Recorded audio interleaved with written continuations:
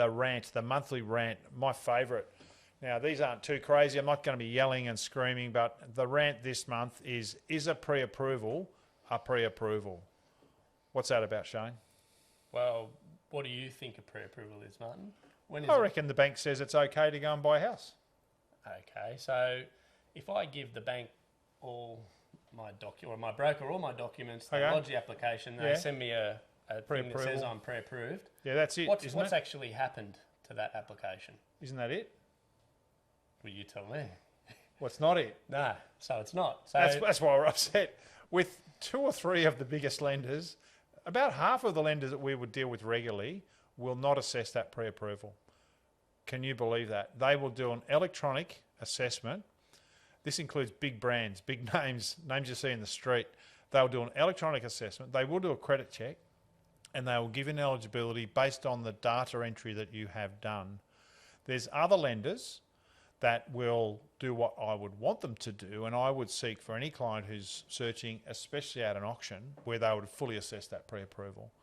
I don't know if we want to name and shame or say. No, well, I guess that's what the rant is, that for lenders or even other brokers, you might be getting a pre-approval, but you want to be very careful on confirming what's actually amounted to that. Has it been fully assessed? And I think that's the wording, isn't it? Has it been fully assessed? So has an assessor looked at the deal and said, yes, I see everything, I'm happy with this deal, like they would for a full approval, and signed off on it. So there's also some banks that will check some of the information just to make sure that the documents are there, but it's not actually an assessor that's giving the approval. And we've had one this week at a top 5 lender that was a big loan at 90%, and we got a pre-approval.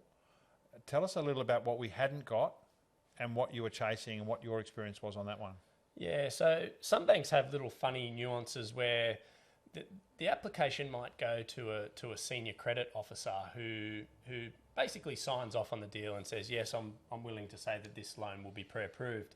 But that file might then go back to the original assessor, who has to then check everything, send us basically an updated confirmation to say, yeah, well, everything else in the deal's fine. They might have sent it to senior credit to get one aspect signed off.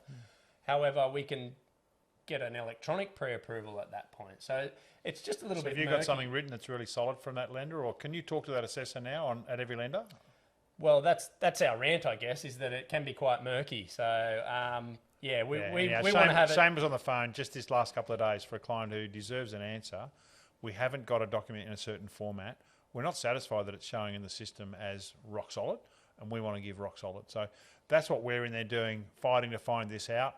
But we just want you to know a pre-approval is not a pre-approval, and banks do change their rules and what they do and don't assess. So these things come and go. We're constantly in contact with BDMs, with other brokers, on chat rooms, on forums that are related to banking, that we're trying to find out the facts around this and then explore it for ourselves to validate. So pre-approval is not a pre-approval. That's the rant of the month.